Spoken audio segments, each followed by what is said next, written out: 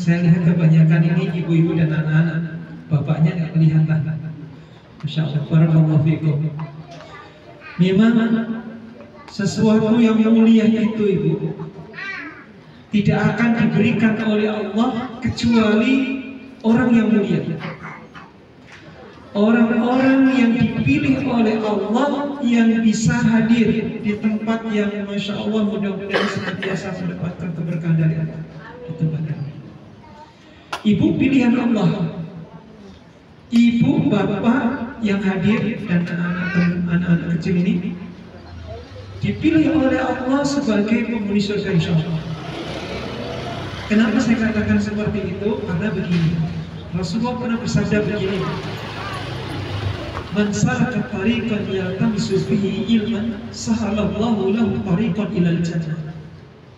Siapa saja yang keluar dari rumah, ibu keluar dari rumah belum? Sudah keluar ya, keluar dari rumah nih.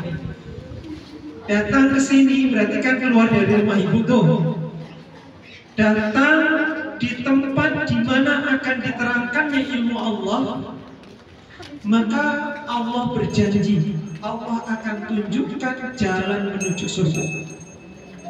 Makanya saya katakan, insya Allah kita semua yang hadir di sini adalah penghuni surga, insya Allah. Harapan kita seperti ini. Barakallahu fikum, ibu-ibu, bapak-bapak yang dimuliakan oleh Allah. Sebelum saya mulai, saya mau cerita dulu sedikit aja. Tapi sebelum saya cerita, sampai jam berapa ini? Saya kasih waktu berapa? 5 menit atau 10 menit? Biasanya berapa?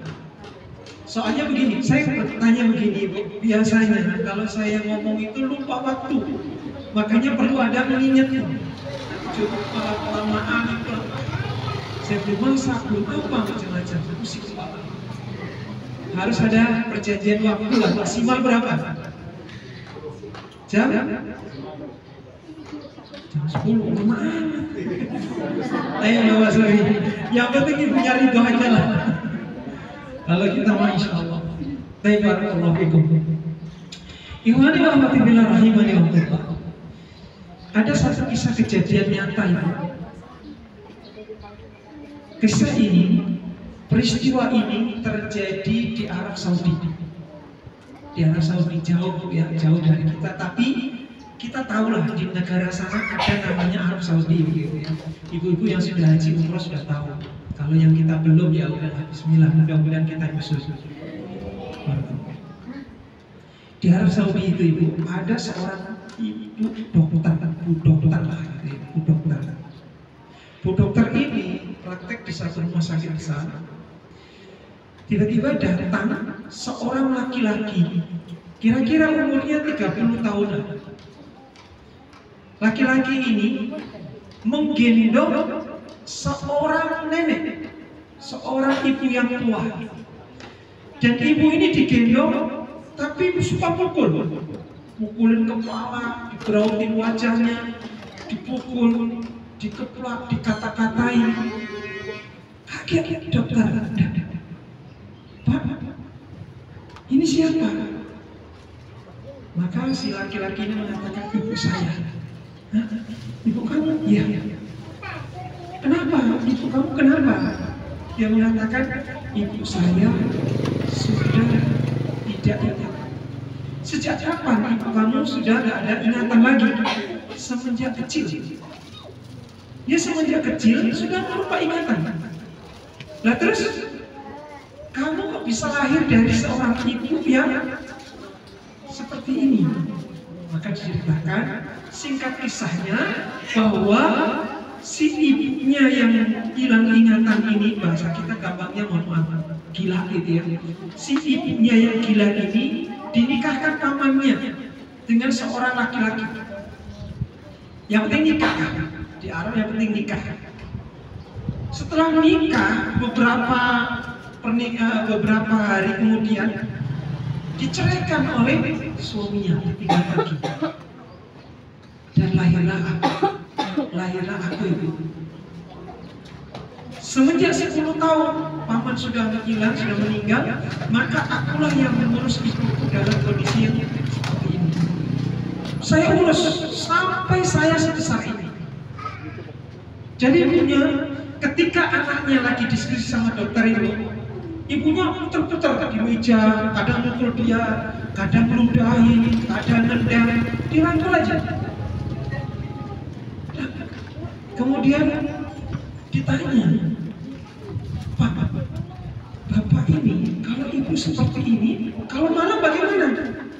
Kalau malam Pak Bu Dokter, saya ikat kaki ibu saya dengan kaki saya, supaya kalau dia pergi saya bangun. Itu yang saya lakukan terus menerus. Kemudian ibunya pas dia nengok ke tembok, dia melihat gambar Ka'bah. Dia mengatakan, kesini, saya kesini, saya pengen kesini. Kata anaknya, iya insya Allah, kita besok akan kesana ini. Kemudian saya bertanya, Mas tahu gak? Kalau ini ibu Mas, ibu ini tahu gak? Kalau Mas ini anaknya ibu? Dia tidak tahu. Ibu saya nggak pernah tahu siapa saya. Tapi dokter ketahuilah, Allah Maha tahu siapa saya. Allah tahu kalau ini ibu saya. Saya akan menjaga ibu saya sampai meninggal. Ikhwani wa akhwati fillah. Maka dari kisah yang singkat yang sudah panjang, kita melihat anak yang seperti ini dikatakan anak yang durhaka atau anak soleh? Anak yang soleh, anak yang selalu menjaga ibunya, anak yang selalu bersama ibunya.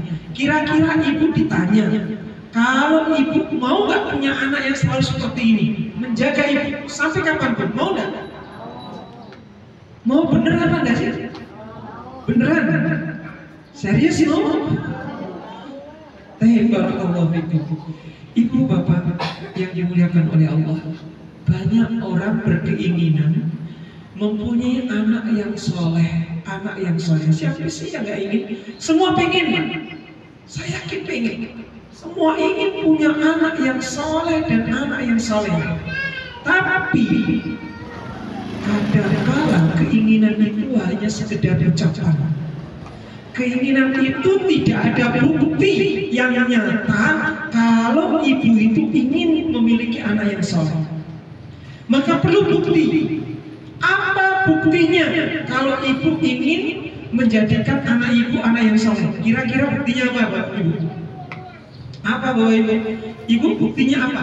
Kalau ibu ingin punya anak yang soleh, buktinya apa? Bagaimana Ibu? Jawabannya apa kira-kira? Menyekolahkan di SD Islam. Oke. Ada yang lain Ibu? Menumbuhkan kasih sayang, mengajari dia mengaji. Terus apa? Berikan contoh yang baik. Ibu bapak yang dimuliakan oleh Allah, menginginkan anak yang soleh, dan anak yang soleh itu sudah direncanakan sebelum menikah. Harus sudah direncanakan sebelum menikah. Bapak ibu ketika mau menikah sudah mikir ya, saya nanti kalau punya anak ingin punya anak yang soleh dan soleh. Punya sudah belum? Sudah lah ya, sudah. Tinggal maka pada waktu itulah yang harus ibu pikirkan, saya harus mencari suami yang soleh, gitu loh. Kira-kira suami ibu sudah soleh apa belum? Sudah. Alhamdulillah. Sudah. Sudahnya sampai capek. Sudah. Masya Allah. Suami yang soleh itu suaminya bagaimana ibu? Kira-kira yang bagaimana? Suami yang mengerti istrinya. Mengerti apa nih? Mengerti keadaannya. Cuma ngerti doang atau gimana? Menyayangi, menghormati, membantu, gitu ya. Meringankan pekerjaan, Masya Allah. Suka memberi kalau dibilang. Tanya barakallahu fikum. Ibu, suami yang soleh itu gampangnya itu seperti Rasulullah begitu ya. Gampangnya begitu. Suami saya sudah seperti Rasul. Masya Allah. Jadi suami yang soleh itu idaman seorang wanita, sebagaimana seorang laki-laki mengidamkan istri yang soleh. Suami yang soleh itu, ibu, adalah suami yang senantiasa taat kepada Allah dan Rasulnya. Suami yang sudah taat kepada Allah dan Rasulnya adalah suami yang paham, yang mengerti kewajiban sebagai seorang hamba, mengerti kewajiban sebagai suami, mengerti apa yang harus dilakukan untuk istri, apa yang harus dilakukan untuk anaknya, ngerti. Dia ngerti dan melakukannya. Bukan hanya sekedar perhatian saja. Suami saya selalu perhatian, Pak. Kalau saya butuh dikasih, kalau saya butuh bantuan dibantu. Tidak sekedar itu. Dibutuhkan bagaimana dekatnya dia kepada Allah. Bagaimana hubungan suami dengan Allah. Bagaimana sholatnya, bagaimana ibadahnya, bagaimana muamalahnya, apa muamalah sih? Pergaulannya dengan istri, bergaulnya bagaimana, dengan teman bagaimana, dengan tetangga bagaimana, dengan sanak familinya bagaimana. Itulah nanti baru bisa dikatakan mudah-mudahan ini ciri suami saya yang soleh. Karena ibu bapak, kadangkala kita menginginkan suami yang soleh, keliru orang. Saya kira dulu sih soleh, setelah saya nikah kok seperti ini. Soleh, bapak soleh namanya. Suami saya udah soleh sejak lahir. Pokoknya soleh dimanapun saya mati pun soleh. Luar biasa. Pantes kalau istrinya namanya soleh. Memang selalu soleh. Namakan satu doa gitu ya. Barakallahu fikum. Jadi ikhwan, akhwati fillah rahimakumullah, ibu-ibu yang dimuliakan Allah. Jadi ingin memiliki anak yang soleh itu atau anak yang soleha harus sudah sebelum menikah sudah ada rencana. Rasulullah SAW bersabda, "Tunkahul mar'atul arba'." Kalau kita mau nikah, ibu, kita menikah kan disuruh Rasulullah lihat 4 hal yang harus kamu lihat pada dia. Ada orang nikah itu hanya ingin melihat cantik apa enggak dia, ganteng nggak sih? Ada orang yang nikahnya gantengnya doang. Yang penting suami saya ganteng, Ustaz. Saya udah lihat dia kayak udah kenyang, udah nggak makan nggak apa-apa. Ya itu kan lagi jatuh cinta, kenyang pada waktu itu. Kalau udah nikah mah lupa, ceritanya lain. Ada orang menikah karena keturunannya, wali hasabnya. Wah, ini keturunan kiai, saya ingin dihormati jadi kiai. Ada orang seperti itu. Wali maliha, ada orang yang menikah lihat laki-laki yang mapan. Dia sudah karyawan tetap, manajer lagi, gajinya udah 20 juta, saya mau deh. Gak apa-apa kalau akhlaknya jelek, gak apa-apa walaupun udah tua. Yang penting dia kaya. Ada nggak seperti itu? Ada. Dan Rasul mengatakan ada orang menikah itu walidinya. Ada yang menikah melihat agamanya, melihat akhlaknya, melihat kepribadiannya. Masya Allah, dia orangnya santun, orangnya baik, akhlaknya baik, ibadahnya Masya Allah luar biasa. Maka dengan itu walaupun dia belum punya kerjaan, tapi kan kalau sudah nikah kan punya kerjaan di rumah. Jadi alhamdulillah dia nikah. Kata Rasulullah, "Fankihu bidatid dar, fahtar bidatid dini, taribat yadak." Nikah itu Bu, cari laki-laki yang agamanya baik, akhlaknya yang baik, ibadahnya yang baik. kedekatan dia dengan Allah yang baik, maka taribat ya, ibu akan dimuliakan, ibu akan diberikan keturunan yang soleh-soleh, insya Allah. Insya Allah. Inilah. Tetapi persoalan kita sekarang adalah kita sudah terlanjur udah menikah. Ibu udah nikah belum? Insya Allah udah punya anak, berarti udah nikah ya. Udah. Dan kita menerima suami apa adanya. Ya suami saya seperti itu lah Ustaz. Mau ya kelihatannya sih soleh, tapi nggak terlalu soleh banget sih. Lumayan lah. Lumayannya itu ya pokoknya daripada enggak. Yang penting suami saya masih sholat. Mohon maaf, ada nggak di antara ibu punya suami yang jarang sholat? Ada nggak? Angkat tangan berani. Atau suaminya selalu menjaga sholatnya?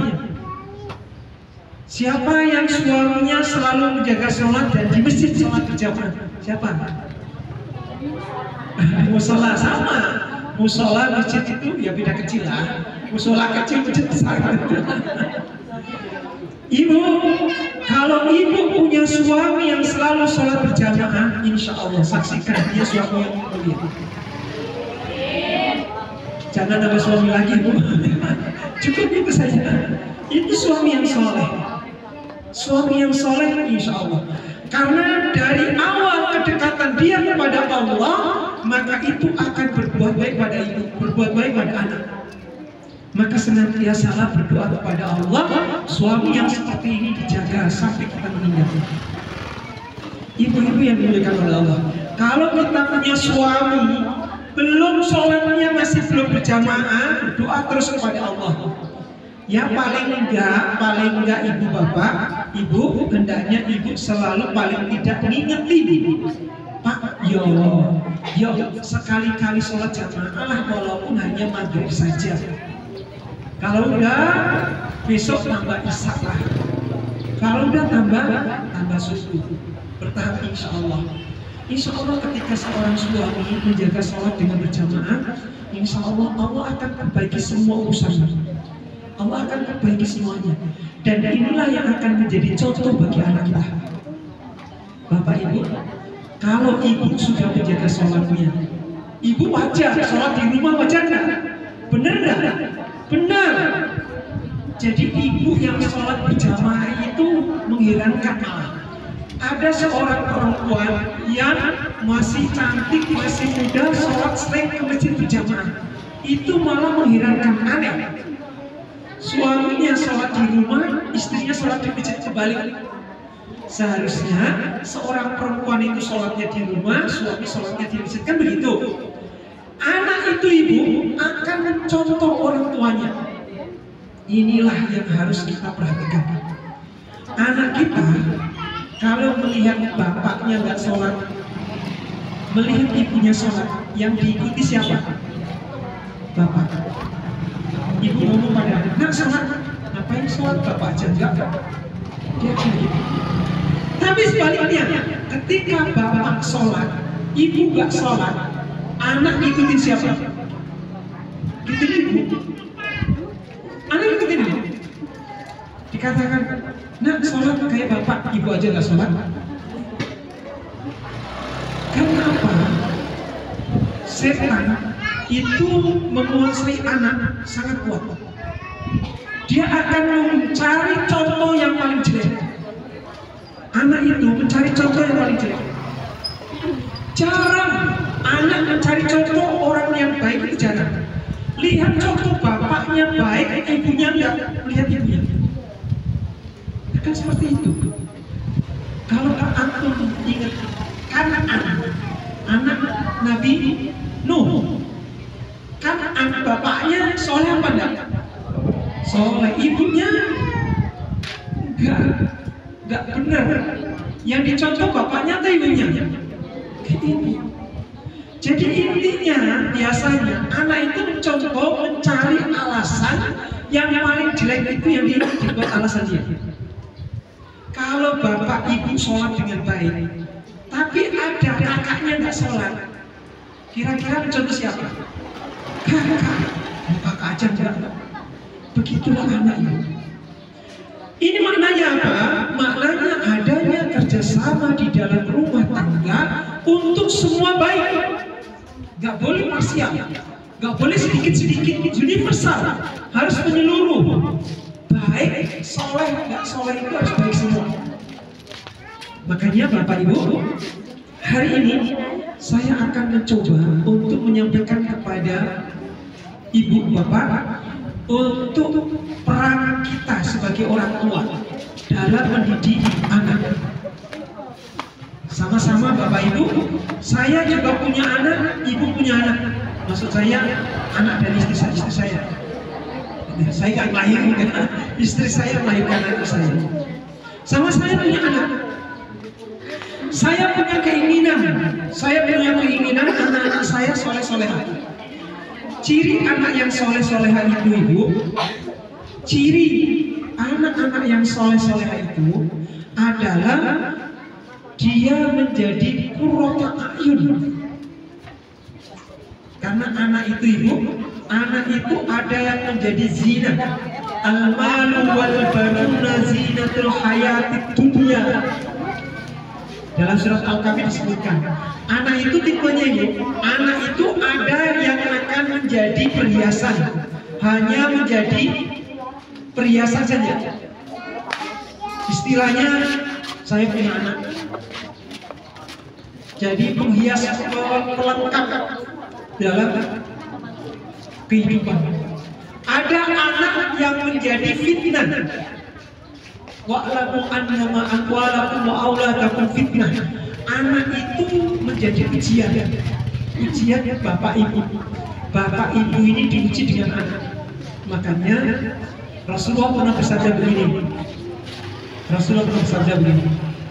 Siapa saja orang tua yang memiliki anak 2 atau 3, kemudian anak ini perempuan apalagi perempuan, kemudian dia berbuat baik kepada anak ini, menjaganya sampai dia menikahkannya, maka bagi orang tua ini mendapatkan surga. Jadi pahalanya ini luar biasa. Anak itu bisa menjadikan kita masuk surga gara-gara anak. Kita sholat belum mesti masuk surga itu, karena sholat kita itu mungkin ada ikhlas, ada enggak, ada yang baik, ada yang enggak. Tapi gara-gara anak kita bisa masuk surga. Dan anak-anak yang soleh ini, mereka ketika masuk surga, mereka nggak akan masuk surga sebelum membawa orang tuanya masuk surga. Makanya anak-anak yang soleh ini menjadi qurrata a'yun, satu penyejuk baik di dunia maupun di akhirat. Dan keinginan kita menjadi anak yang soleh itu harus diwujudkan, harus diusahakan. Maka Bapak Ibu, kita semuanya berkeinginan, demi Allah berkeinginan. Saya berkeinginan, karena anak-anak inilah yang akan menjadikan kebahagiaan kita di dunia maupun di akhirat. Ketika kita tua, yang kita harapkan hanya anak, bukan orang lain. Ibu punya saudara 5 kakak atau adik-adik. Ketika ibu tua, apakah kira-kira saudara ibu akan memperhatikan ibu? Sangat jarang. Yang akan memperhatikan itu yang kita harapkan hanya anak kita. Demi Allah anak. Kita nggak akan bisa minta pada kakak kita, adik kita, nggak akan. Mereka sudah sibuk dengan keluarganya. Kita harapkan anak. Bayangkan kalau anak kita nggak peduli dengan kita. Baru saja kemarin, baru saja 2 hari atau 3 hari yang lalu, ada seorang nenek-nenek, seorang udah tua lah, dia datang ke panti jompo untuk tinggal di situ. Karena apa? 5 anaknya tidak mau menerima dia, nggak mau urus. Padahal Ibu, kurang apa sih seorang ibu untuk mendidik anaknya? Luar biasa.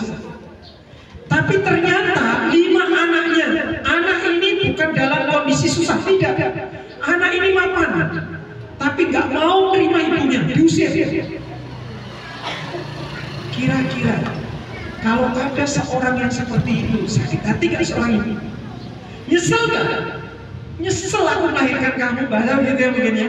Saya nyesel. Semua itu kadangkala ibu, itu penyebabnya karena semenjak dia kecil tidak dididik yang benar dan mengajari.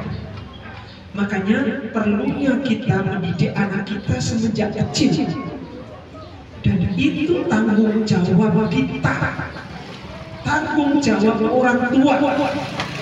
Bapak Ibu, ada cerita, ada kisah. Kisahnya begini. Ada seorang anak, ini di zaman sahabat Umar bin Khattab. Ada seorang anak yang dia itu keras kepada orang tuanya, keras, bahkan pernah menendang, memukul, membentak. Maka orang tua ini datang kepada Umar bin Khattab, lapor, ingin minta keadilan. Umar bin Khattab, beliau adalah khalifah, bahasa kata sekarang itu presiden dunia.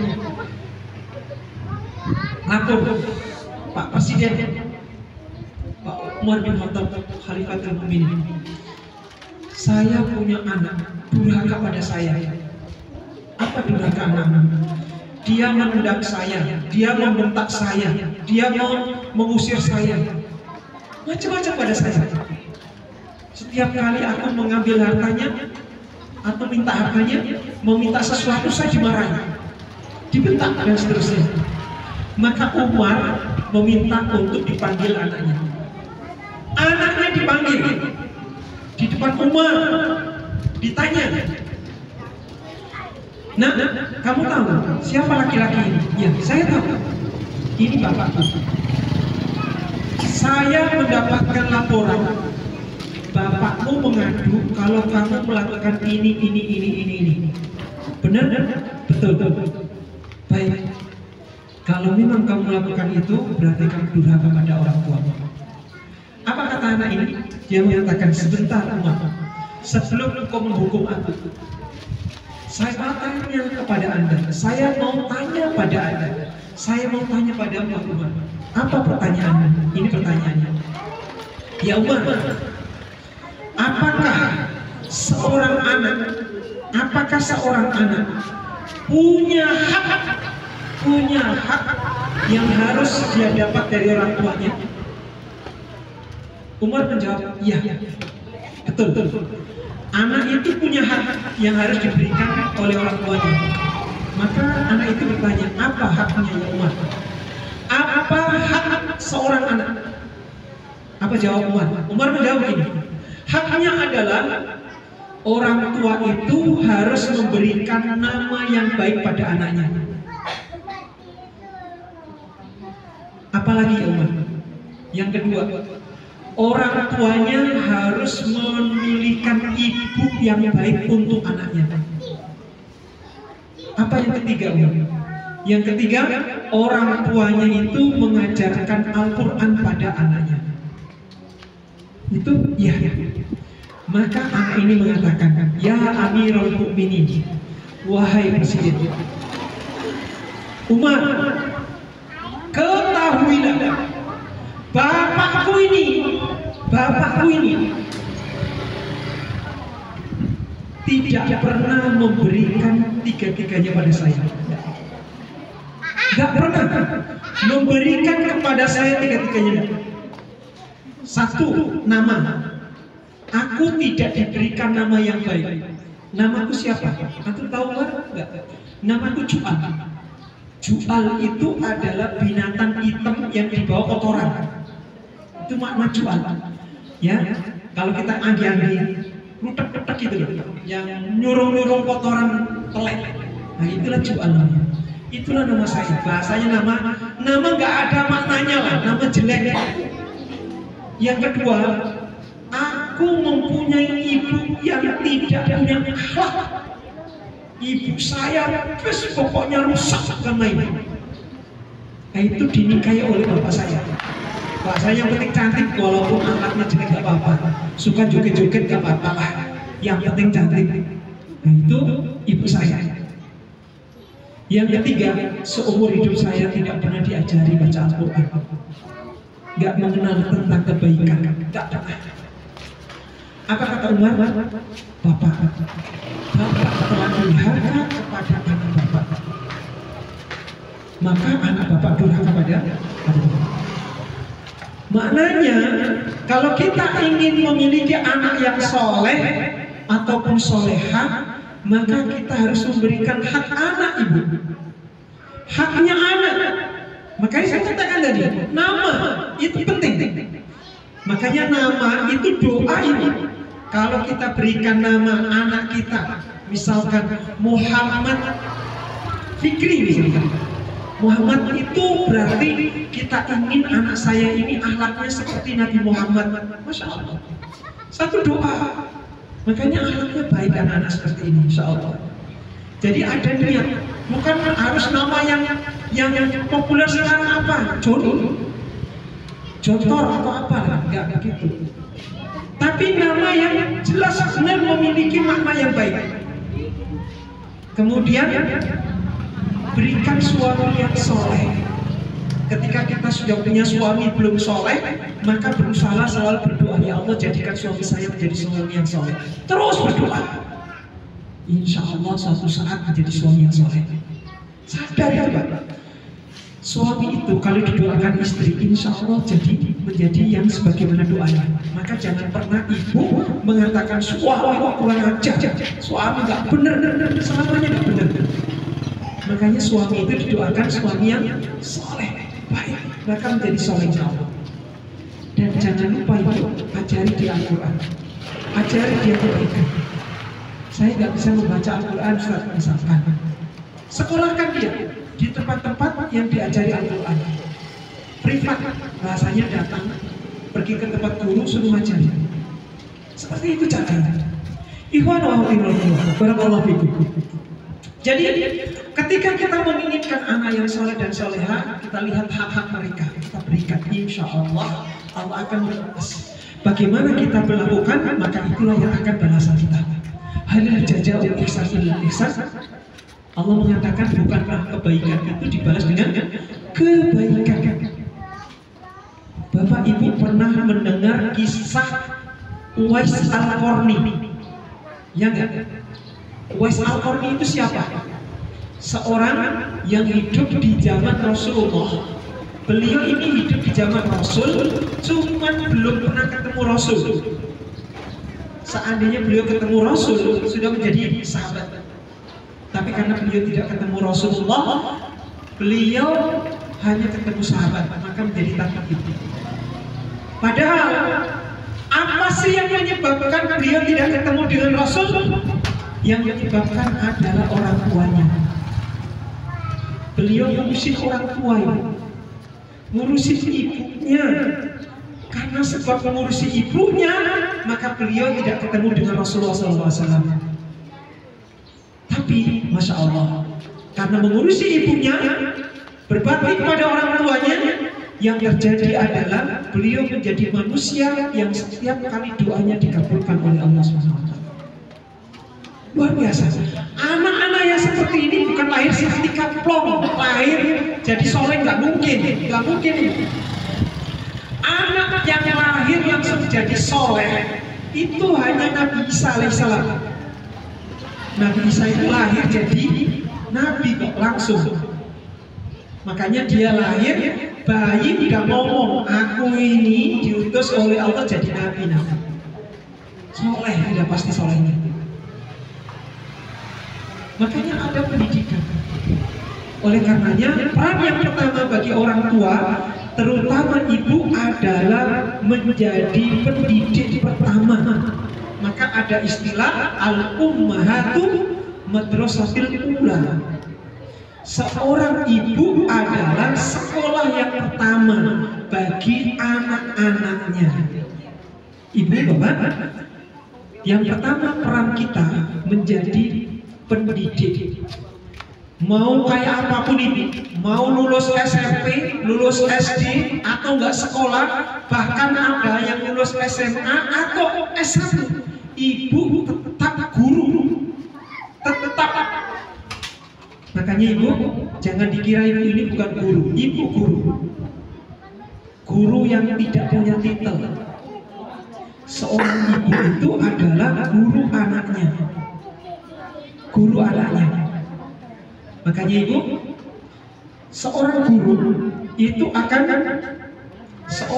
itu disebut guru, bahasa orang Jawa itu apa? Guru, digugu lan ditiru. Seorang ibu itu didengar suaranya, kemudian diikuti oleh anaknya. Ibu kalau sedang anak kecil yang ibu yang tahu anak ibu belum bisa ngomong, ibu masih ngomong dengan anak itu nggak? Masih. Ayo nak, ayo bobo. Diajak ngomong, dia nggak tahu padahal. Walaupun dia nggak bisa jawab, tapi kita yakin dia merekam. Merekam nggak? Merekam. Bayangkan ibu, kalau ibu semenjak anak ibu lahir, ibu nggak pernah ngajak ngomong anak ibu. Kira-kira anak ibu bisa ngomong apa? Kayaknya kok kemungkinan besar nggak bisa ngomong. Orang ibunya nggak pernah ngomong, kok dilihatin aja sampai gede, cuma dilihatin. Ya anaknya juga melihat juga, ya lucu gitu. Ini ibu nggak pernah ngomong. Makanya disebut seorang ibu itu adalah pendidik yang pertama. Bagaimana seorang anak, itulah ibunya.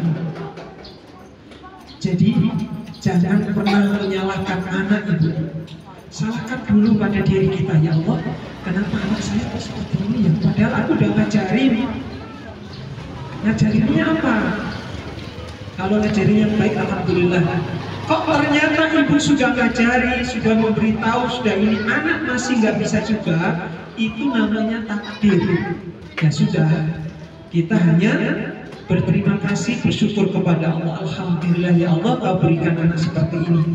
Mudah-mudahan apa yang telah aku lakukan menjadi kafarah dosa-dosaku dan aku masuk dalam surga. Ingat ibu, anak itu ujian. Saya katakan tadi, ujian untuk masuk surga atau neraka.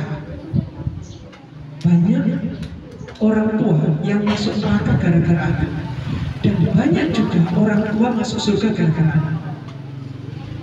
Tergantung kita, bagaimana kita bersikap pada anak kita. Ibu adalah guru, maka setiap gerak-gerik ibu akan ditiru. Apa yang ibu ucapkan, dia akan niru. Kemarin misalkan kita lihat Pak Anies Baswedan ditanya oleh A.A. Gim. Kita melihat Pak Anies, kita bukan kampanye ya, saya tidak pernah ikut kampanye gitu. Pak Anies itu ditanya oleh A.A. Gim ketika sedang di Bandung bersama A.A. Gim tampil, ditanya.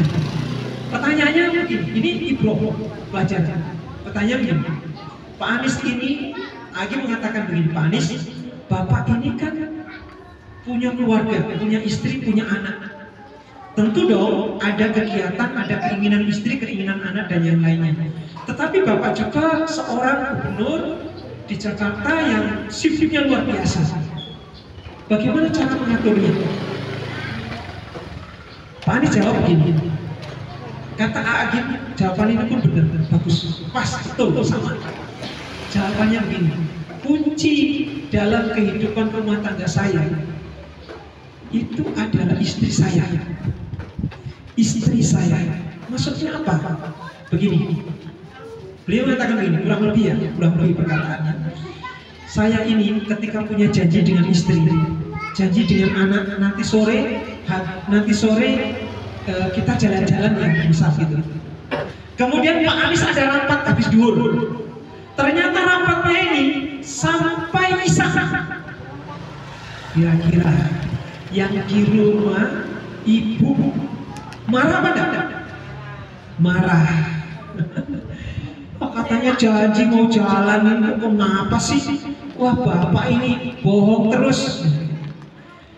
Maka Pak Anies mengatakan, istri saya ketika saya janji seperti itu ternyata rapatnya sampai malam, maka istri saya mengatakan pada anak saya, alhamdulillah nak, Bapak masih sibuk, jadi hari ini mungkin kita nggak bisa jalan-jalan, besok lagi insya Allah. Tidak pernah mengucap kalimat, wah bapakmu itu pembohong, memang suka janji palsu, bla bla bla, tidak pernah.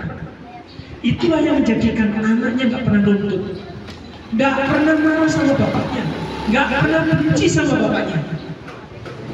Hari ini ibu-ibu seperti itu apa enggak?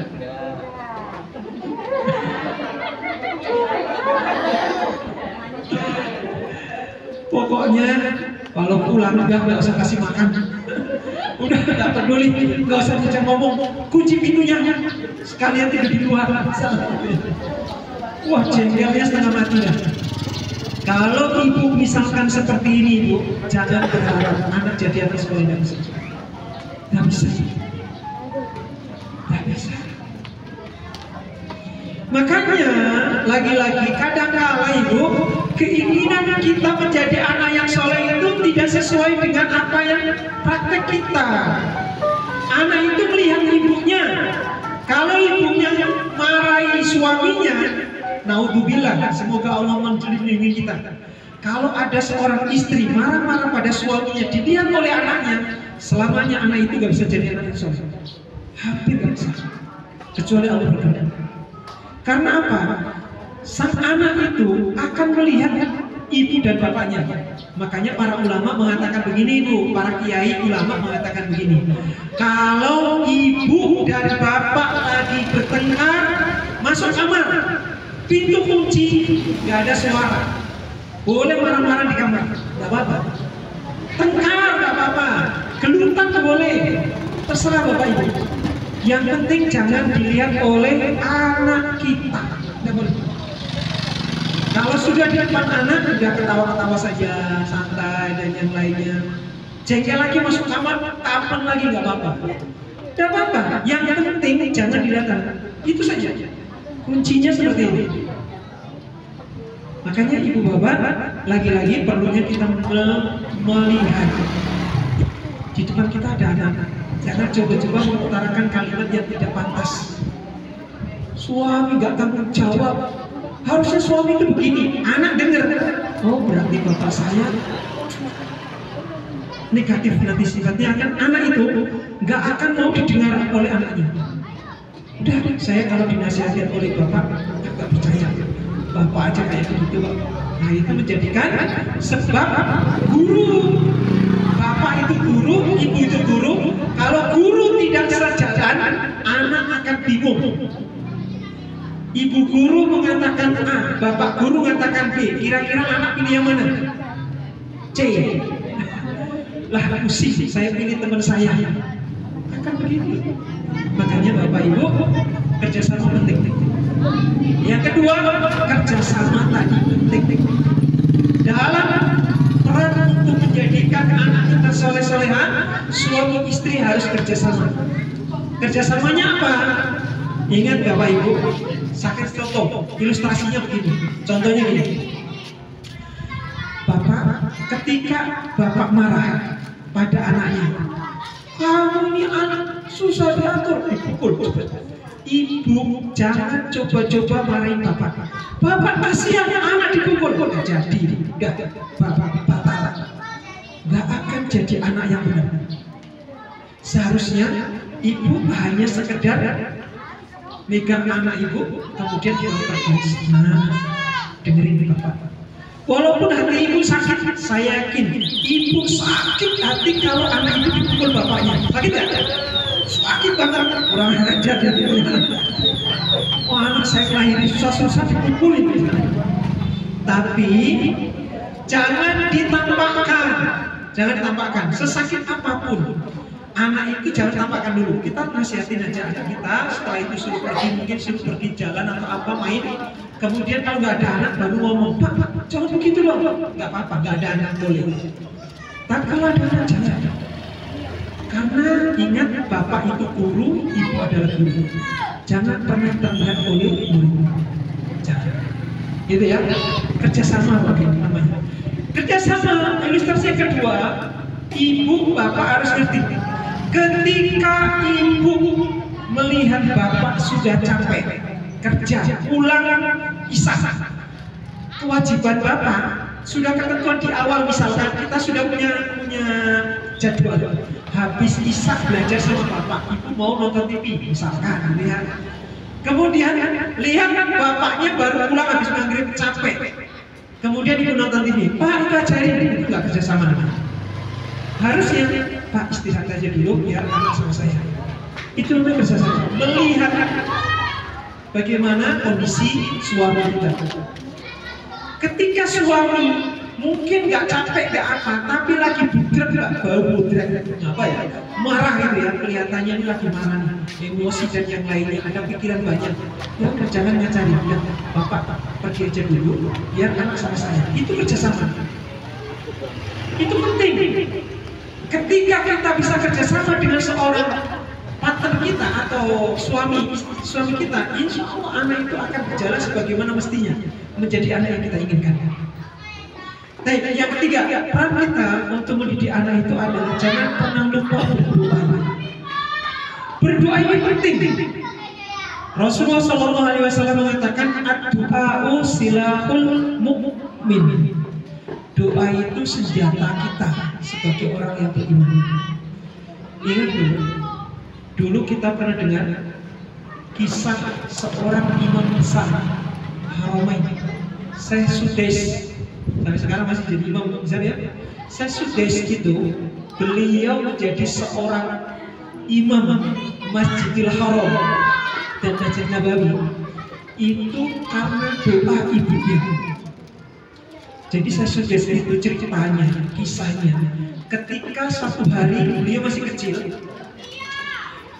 ibunya ini sedang masak karena akan ada tamu.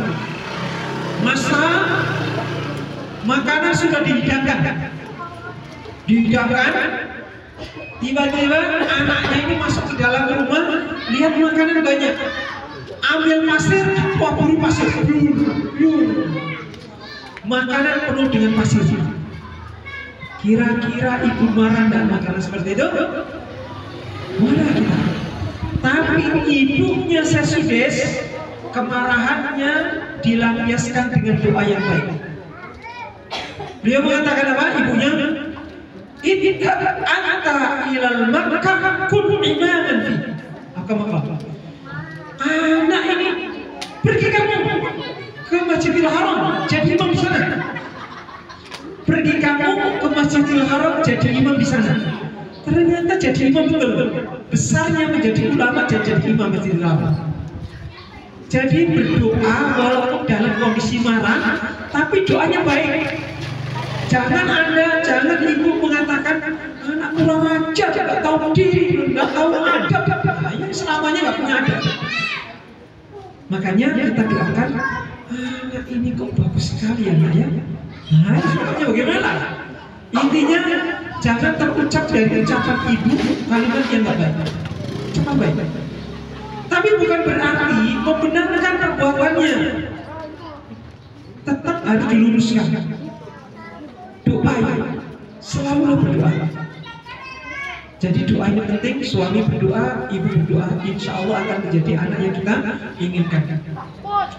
Yang keempat ibu, yang harus ibu lakukan untuk mendidik menjadikan anak kita menjadi anak yang soleh ini adalah carikan teman yang terbaik. Cariin teman main yang baik, lingkungan yang baik. Makanya tadi kalau kita ingin jadi anak yang soleh, cari sekolah atau tempat bermain atau teman bermain yang temannya anak-anaknya baik. Saya yakin di rumah namanya orang tua itu nggak pernah ngajarin nyuri. Saya yakin nggak pernah. Tapi kenapa ada anak yang masih nyuri? Kenapa? Temannya.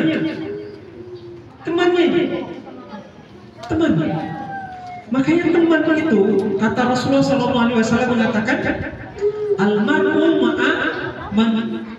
almar'u ma'adini khalilihi falyaktub man yukhaliluhu. Seseorang itu wanita yang solehah itu, maka lihatlah Muti'ah, lihatlah ibu Muti'ah. Maka Fatimah merasa heran, apa sih Muti'ah itu, apa kelebihannya sih, apa sih yang bisa saya lihat. Maka pergilah Fatimah dengan kedua anaknya. Anaknya Fatimah siapa yang laki-laki? Hah? Hasan Hussein. Yang perempuan namanya? Kan Fatimah punya anak 4, laki-laki 2, perempuan 2. Yang perempuan namanya apa? Umi Kulsum dengan Ruqayyah. Nama bibinya dipakai untuk anaknya. Maka Fatimah pada waktu itu membawa Hasan Hussein pergi ke rumah Muti'ah. Ketok pintu. Assalamualaikum. Dijawab, tapi ibu, ketika dijawab orangnya nggak muncul. Dia menjawab di balik pintu. Satu, ini sifat wanita yang luar biasa. Aneh kan? Aneh banget toh. Ada tamu kok nggak sopan amat. Jadi ketika ada orang ketok mengucapkan salam, dijawab di balik pintu, Waalaikumsalam warahmatullahi wabarakatuh. Maka ditanya, siapa ya? Bahasa kita siapa ya? Fatimah binti Muhammadin sallallahu alaihi wasallam. Mama, dengan siapa Mama? Dengan siapa? Dengan anak saya, Hasan dan Hussein. Maka tiba-tiba dari dalam suara mengatakan, mohon maaf, saya minta maaf Fatimah, suami saya tidak ada di rumah. Dia berpesan kepada saya tidak boleh menerima tamu laki-laki. Karena kamu datang bersama laki-laki, saya nggak bisa menerima Anda. Kaget Fatimah, dok, ini masih kecil kok. Ini anak saya masih kecil, Hasan Hussein masih kecil, masih kanak-kanak. Kata Muti'ah, tapi kan dia laki-laki.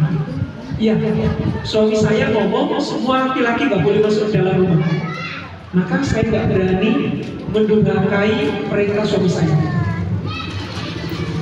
Akhirnya Fatimah balik pulang. Dia pulang. Satu yang membuat Fatimah heran, kok sampai seperti ini? Akhirnya dia sampai rumah. Hasan Hussein taruh di rumah, dia datang sendiri. Ketok pintu, assalamualaikum. Jawab, waalaikumsalam. Siapa? Fatimah. Dengan siapa? Sendiri. Oh ya, silakan. Baru boleh masuk. Setelah masuk ke dalam, dia melihat di dalam rumah itu tidak ada apa-apa. Memang rumah para sahabat dulu itu nggak seperti rumah kita. Rumah kita itu bermacam-macam keluar. Kalau rumah dulu enggak.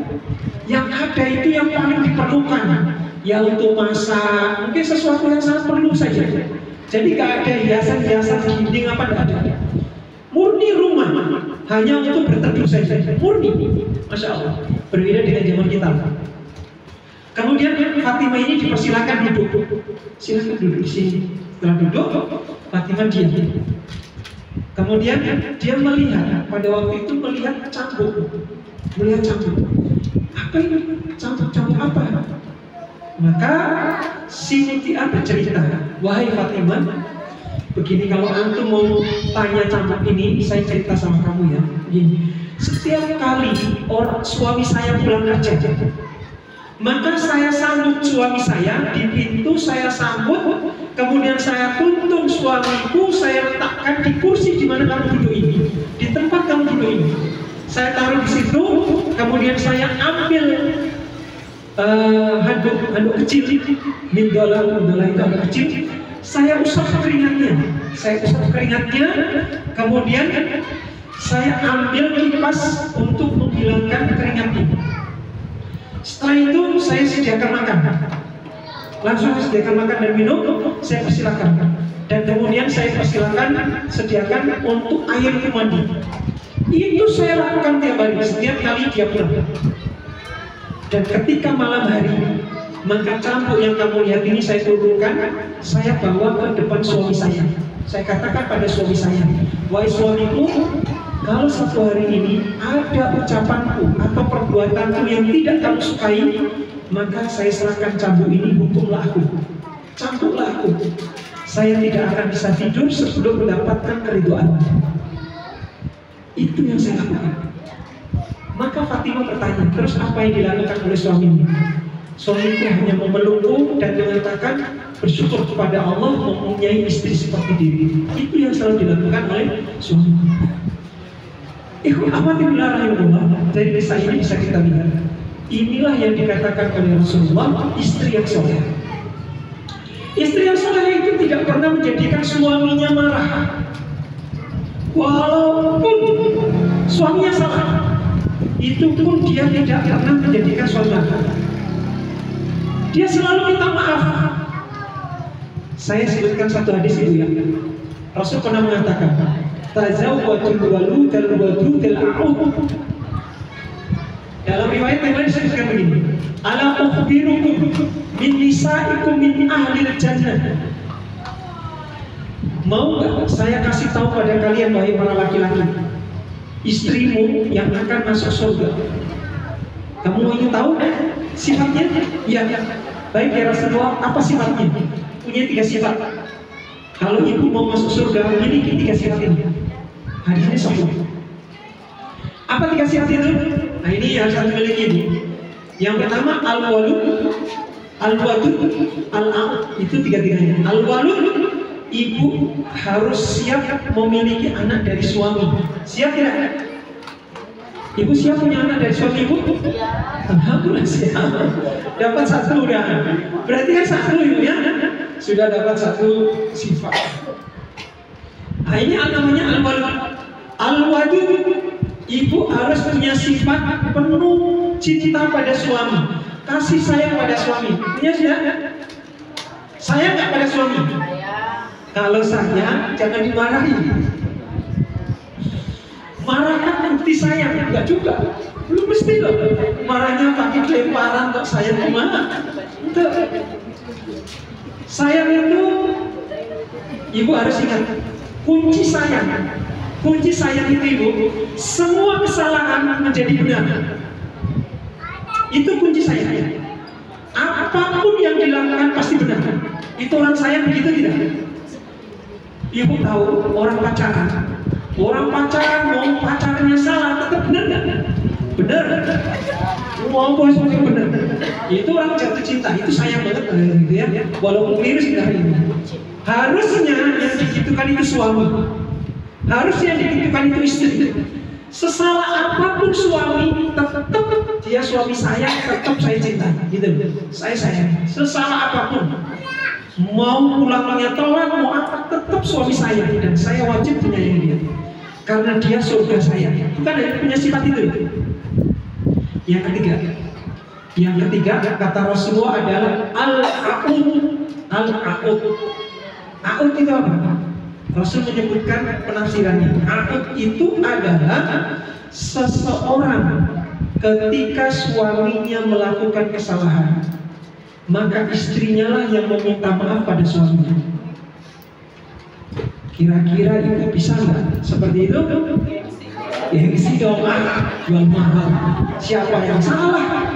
Ya dia dong yang minta maaf, kan begitu. Makanya surga itu mahal ini. Harus membuat gengsinya dibuang. Nah, istri salah, wajar minta maaf sama suami. Suami salah, suami dong minta maaf sama istri, kan begitu harusnya. Tapi ahli surga kan gitu. Ahli surga ketika suami salah, istri yang minta maaf. Pak, maaf ya, ini kesalahan Umi. Enggak, saya salah. Ya itulah istri yang masya Allah. Saya yakin suami yang begini bahagia punya istri yang kayak begini. Alhamdulillah, masya Allah. Senanglah gitu ya, masya Allah. Makanya ibu, kita ini sebenarnya ibu, mohon maaf, berarti istri harus selalu dibawa suami dong. Betul. Istri harus selalu dibawa suaminya. Rasulullah itu pernah kedatangan seorang perempuan ini. Perempuan ini mengatakan pada Rasulullah, ya Rasulullah, apakah hak suami pada saya kalau saya jadi istri? Maka Rasul mengatakan begini. Rasul mengatakan begini, haknya suami itu punya hak yang harus dia dapat dari istrinya adalah Seandainya ibu suami ibu punya penyakit borok, tahu borok? Luka sampai bernanah, misalkan di kaki dengkulnya kena bacokan terus luka bernanah, keluar darah campur nanah. Maka kata Rasulullah, ibu membersihkan nanah suami dengan lidah ibu dijilati, itu belum seberapa. Itu ibu masih harus taat pada suami, belum seberapa. Padahal itu gak akan mungkin, bahasanya itu gak akan mungkin. Maknanya seorang istri itu benar-benar taat pada suami, karena memang itulah surganya. Kalau istri meninggal, suami ridho dengan istrinya, surga enggak? Surga, pasti surga. Suami itu ketika memang dia suami istrinya nggak pernah marah padahal dia salah, suami itu mikir pasti, mikir, tapi nggak pernah mikir. Itu menurut ibu. Wah, suami saya nggak pernah mikir, Ustaz. Kalau nggak dimarahi dia nggak pernah mikir. Laki-laki itu ibu pura-pura nggak mikir. Benar. Ini curhat laki-laki. Pura-puranya sih nggak mikir, padahal dia mikir. Kan bahasa laki-laki itu ya sok tenang. Dia sok tenang doang, padahal dia ngomong juga pusing. Tapi dia mikir, insya Allah ini istri saya kok begini ya. Dia akan membuat kejutan-kejutan yang sesuatu saat yang tidak pernah diceritakan padanya. Makanya ibu harus ngerti, seorang laki-laki itu gak banyak ngomong, gak banyak curhat, gak banyak ini. Makanya jangan heran, ibu cerita sampai 1 jam, jawaban suami ya cukup, sudah itu doang. Gak aneh-aneh, karena memang suami itu simple, gak mau macam-macam lah gitu ya. Tapi dia mikir, dia main otaknya luar biasa, muternya lebih cepat daripada perempuan. Itu laki-laki. Makanya ini ketika ibu marah dan yang lain, suami pun mikir, ini istri saya ini siluman atau bukan ya? Mikir gitu loh. Kalau suami udah mikir ini siluman, besok gak mau pulang, udah saya pergi aja lah. Mikir. Makanya ibu perlunya jangan meluapkan kemarahan. Yakinlah apa yang kita lakukan ini kunci surga saya. Saya tidak akan mungkin merusak kunci saya, tidak akan mungkin. Saya akan selalu menjaga kunci ini supaya aku bisa membuka surga. Ingat, kuncinya adalah suami kunci surga kita. Suami kunci surga kita. Saya tidak mungkin buang kunci, saya tidak akan merusak kunci, enggak. Saya akan menjaganya, walaupun sakit hati saya. Jaga terus. Begitupun anak. Ingat ibu, kalau ibu marah pada anak, ingatlah anak itu hanya titipan dari Allah. Ibu marah pada anak itu akan balas kepada ibu nanti suatu saat. Makanya jangan pernah marah. Tetapi kan kita emosi, betul. Emosi sekedar marah, tapi setelah itu minta maaf atau bagaimana menghilangkan memori kemarahan anak. Itu perlu. Memang kalau ngomong sih gampang, tapi kita belajar bahwa semua ini adalah titipan dari Allah. Bayangkan, senakal-nakalnya anak, kalau anak kita meninggal, ibu nangis gak? Pasti nangis. Senakal-nakalnya anak, kalau anak ibu dipukul oleh orang lain, ibu marah gak? Marah, senakal-nakalnya ini. Itulah sebenarnya bahwa kasih sayang pada anak. Tapi kan marah kan bukti sayang lagi-lagi. Marahnya seorang ibu pada anak itu memang sayang menurut kita, tapi bagi anak bukan. Bagi anak, ibu benci sama saya. Betul nggak? Pasti. Anak merasa ibu gak sayang sama saya. Anak kan begitu. Padahal ibu marah itu karena sayang. Ibu begini itu karena sayang, gak peduli dia. Enggak. Yang dia lihat ibu gak sayang. Itu saja. Makanya kita marah ada aturannya. Dalam Islam itu ada aturan ini. Boleh nggak memukul anak? Boleh. Tapi memukul tidak boleh sampai berbekas. Itu saja sih. Artinya tidak sampai cacat. Itu yang nggak boleh. Secara mukul boleh. Karena Rasulullah mengatakan muru auladakum bis sholati wa huwa abna sab'in wadribuhum 'alayha wa hum abna 'ashar. Kita perintah anak 7 tahun sholat, oke, yuk sholat yuk, oke. 10 tahun nggak sholat, kata Rasulullah wadribu, pukul, boleh ibu. Ibu bawa pukulan, anak kelas 5 nggak sholat, dipukul boleh. Sholat nggak? Pukul cepat keluar, boleh. Asalkan tidak berlebihan. Wah, ini berarti nanti dilaporkan ke Komnas HAM anak misalkan. Komnas HAM anak itu sudah hukum kapitalis, hukum yang nggak benar. Makanya pada hukum aslinya boleh, tapi jangan berlebihan saja. Intinya itu, yakinlah suami adalah kunci surga. Berusahalah untuk menahan kemarahan dan senantiasalah untuk meminta maaf walaupun suami kita yang salah. Apalagi kita yang salah. Apalagi kita yang salah, maka minta maaf. Mohon maaf, tapi mungkin saya belum bisa mendidik anak kita menjadi anak yang soleh. Bisa inilah yang bisa dilakukan. Minta maaf seperti itu. Wallahu a'lam bishawab. Wallahu a'lam bishawab. Kemudian kalau kepada orang tua, ya sudah, orang tua itu kita melakukan amal-amal kebaikan, banyak-banyak istighfar, banyak melakukan amal soleh, dan diniatkan untuk orang tua juga boleh, untuk kita dan orang tua pun boleh. Insya Allah semuanya akan masuk kepada orang tua kita. Yakinlah bahwa anak yang soleh itu termasuk amal yang tidak pernah putus.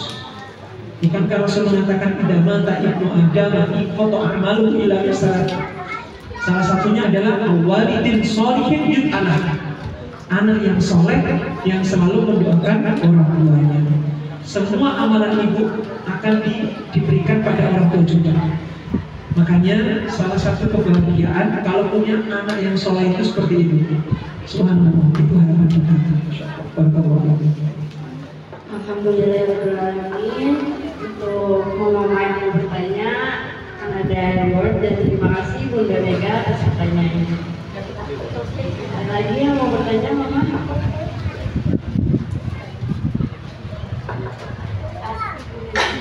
Baik, kalau sudah tidak ada yang mau bertanya lagi, kita tutup dengan kasih. Silahkan.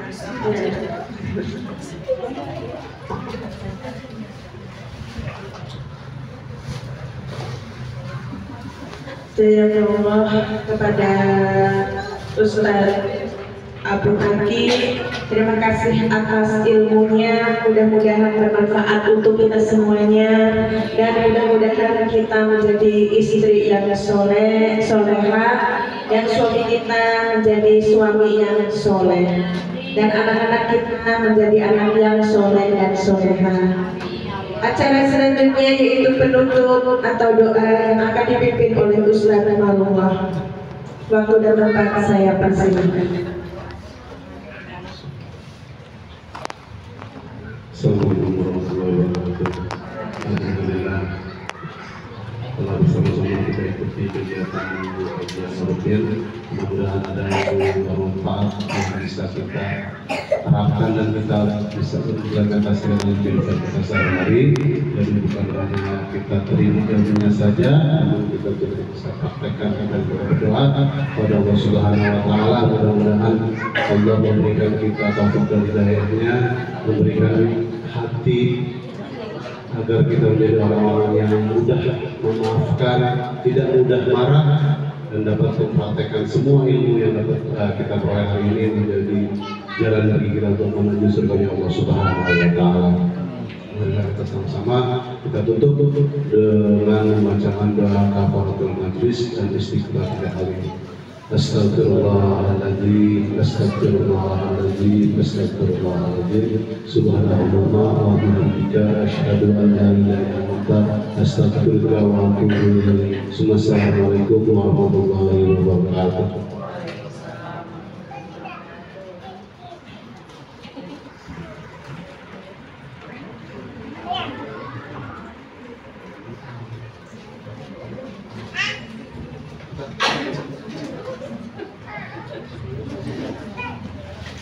Saya sebagai pembawa acara mohon maaf bila ada salah